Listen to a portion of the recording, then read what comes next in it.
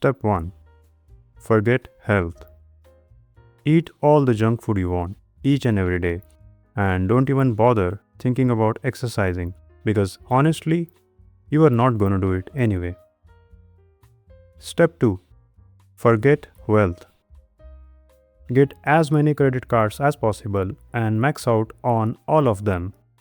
Then ask your friends, family, and financial institutions for multiple loans, just so you can buy whatever brings you instant gratification. Step 3. Forget relationships. Why meet anyone in person when you can meet them online at your convenience? Why build or maintain relationships when you can be in a parasocial relationship with your favorite entertainers or influencers by spending a few bucks on them every month for the rest of your life?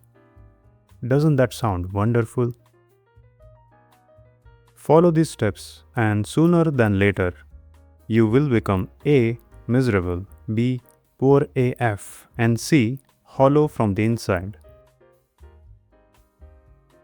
So that's it. Wish you all the best.